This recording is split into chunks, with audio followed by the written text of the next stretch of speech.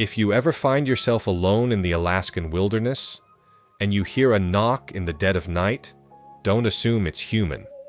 And if you love chilling true horror stories like this, hit subscribe and turn on notifications, because what happened in that cabin still haunts me. I came to Alaska seeking silence, but the quiet here presses against you, heavy and unnatural. I rented a small wooden cabin far from town, so remote that even snow tracks never reached the road leading to it. The owner left a snowmobile, a generator, and a warning. Don't stay outside after dark, you'll hear things. I laughed it off. For the first night, only the wind and the groaning of wood disturbed the silence, but something else was there, a faint tap, almost deliberate, on the wall. 1, 2, pause, 3, human-like, not the chaos of nature. My heart thudded violently. By morning I saw them, fresh footprints leading directly to my door, wide, deep, deliberate, not human, not animal, and they weren't there before the storm. The prints were gone by afternoon, erased by drifting snow, but I remembered. That night the sounds returned, steps circling the cabin, slow, patient. Whoever or whatever it was wanted me to know I wasn't alone. I peeked through the frosted window, my reflection blurred, and for a heartbeat I saw something else. Taller, featureless, pressed against the glass, then gone. Only a faint oval of fog remained, proof that someone had been breathing close. I gripped the knife I'd found in the kitchen. Whoever it was had been inside. The storm came, burying the cabin in white silence. Taps became knocks, heavy, intentional. Once on the wall, once on the window. Every gust of wind sounded alive, purposeful. By morning, tracks circled the cabin. Too deep, too deliberate. Whoever had been outside had waited, watched, tested me. I found a nearby village. At first glance, abandoned, but knives on a dining table pointed at me. Footprints circled every house. Someone had been here recently, alive, watching. A radio crackled. "He is coming. Don't open the door. Not even for yourself." My pulse froze. Back at the outpost, knocks hit the steel doors. Fingerprints fogged the glass. Someone was pacing outside, circling, testing me. I couldn't sleep. I couldn't hide. The horror isn't the knocks, not the whisper of my name.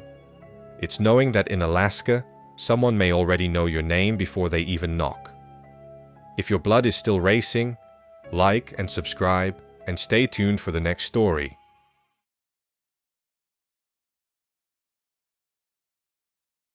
The storm rolled in faster than anything I had ever experienced. By late afternoon, the wind clawed at the cabin walls, rattling shutters and shaking the entire structure. Snow piled against the windows, blinding and thick, erasing the world beyond the cabin. The silence outside was unnatural, heavy, pressing into my ears as if trying to drown every thought. I tried to tell myself it was just a storm, a typical Alaskan blizzard, but even through the roaring wind, there was a sense of being watched. Every gust sounded deliberate, like it carried a whisper meant for me alone. The generator hummed, low and steady, but even its monotone drone couldn't mask the tension that tightened around my chest. That night, the storm raged fully, and then I heard it. Faint at first, almost a rhythm in the chaos of the wind. Tap, tap, tap. My pulse jumped. The sound didn't belong to the storm. It was deliberate. Knuckles rapping against the cabin wall. 1, 2, pause. 3. I froze, clutching the kitchen knife I had grabbed earlier. My eyes darted around the cabin, searching shadows that weren't there. Each gust of wind seemed to carry it closer. Then, a harder knock, this time on the window beside me. The glass rattled. I pressed my face to it cautiously. The snow outside swirled into white chaos, but there. A faint smear on the frost, a perfect oval, like a breath left against the glass. Someone or something had been close enough to leave it. Morning came, weak and pale, and with it, horrifying clarity. The snow had shifted and softened, but underneath were heavy, deliberate footprints circling the cabin, wide, deep, pacing back and forth in loops. Not animal, not random. Whoever had been out there had spent hours testing me, pacing, observing. I followed them with shaking legs, tracing the path around the cabin. Each step sank into the deep crust of snow, proof of a patient watcher. The prints stopped at each window as if whoever, or whatever, it was, had paused to peer inside, breathing near enough to warm the glass. Heat streaks left by human skin. My stomach twisted. This wasn't just a stranger, this was someone who knew what they were doing. The storm continued, relentless. That night, the knocks returned, more aggressive this time. The rhythm was unnatural. Once on the wall, once on the window, then a pause, then 3 sharp raps in a row. Each strike shook the wood and my nerves. I clutched my knife tighter, knuckles white, trying to convince myself it was just the wind, the old cabin settling under the weight of snow. But the snow outside told a different story. Tracks circled, stopping at every point I had occupied during the day. Whoever it was had followed my movements, learnt them, and waited. Every creak, every gust of wind felt like a calculated message. I'm here. I know where you are. You are alone. By the early hours of the morning, the storm softened. Relief should have come, but it didn't. I couldn't shake the sense of being watched. Every gust of wind sounded alive, purposeful. I dared not move from my chair, sitting in the dim glow of the lantern, flashlight across my knees, knife ready. And then I noticed it. Condensation on the inside of the window. Not random fog from my breath, no. 5 thin streaks dragged downward. Finger marks. Someone had pressed against the glass close enough to warm it. My mind screamed in terror. They had been here, inside the perimeter of the cabin, maybe even inside while I slept.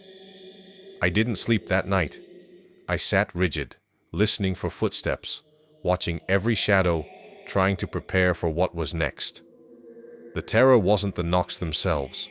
It was the knowledge that someone had circled me all night, patient and calculating, and could do it again, any night, without warning.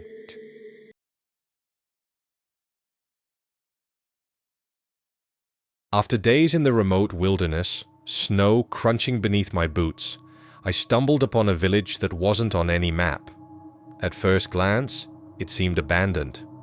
Roofs caved under ice, doors hanging open on rusted hinges, smoke absent from chimneys. But the stillness was off, too deliberate, as if the entire village was holding its breath. I stepped inside one of the homes. Frozen meals still sat on the dining table, untouched, plates cracked. Knives were carefully arranged, pointing toward the center of the room. A chill ran down my spine. This wasn't casual neglect. This was warning. Whoever had been here was sending a message. Outside, the snow was pristine except for the footprints. Wide, deep, pacing around every house in the village. They were fresh, deliberate, not human in their stride. Someone or something had walked through every building, observing, circling, leaving proof that I was not alone. I tried to follow the tracks, but they looped back on themselves, doubling, crisscrossing, as if mocking my attempts to escape. Each step felt heavier, and the wind carried a faint, almost imperceptible whisper. I could swear I heard my name, soft and deliberate. In one house, a radio lay on the floor, snow blown in through the broken windows. Static crackled, and then a voice, raspy, hurried, almost panicked. "He is coming. Do not open the door, not even for yourself." My heart thudded violently. I knew that voice meant danger was near. The village wasn't abandoned, it was a trap. Someone had been here recently, leaving traces, leaving warnings, knowing that I would find them. The knives, the meals, the footprints. Everything was calculated. I wasn't alone, and I never would be. I tried to leave the village, but the tracks outside seemed to follow me. Each house I passed, each street I crossed, the footprints looped back, leading toward me, as if the person or entity wanted me to see them. I could feel eyes behind every window, every doorway. The wind carried whispers, voices not fully human, calling my name, warning me, teasing me. The snow blurred the lines between reality and hallucination, but the footprints didn't lie. Someone had been here, and someone was still watching. By nightfall, I retreated to the largest house, barricading the door with furniture. The wind outside roared like an engine, but beneath it, I could hear the pacing, steps circling the house, stopping, then starting again. The knives on the tables glinted faintly in the moonlight, and I realized the purpose. They weren't just warnings, they were markers, a countdown. I stayed awake all night, listening. Every gust, every creak, every crunch told the same story. I was being hunted, studied, and the village was only the beginning. Whoever or whatever was here knew my movements, my fears, my every thought. And they were patient. They had all the time in the world.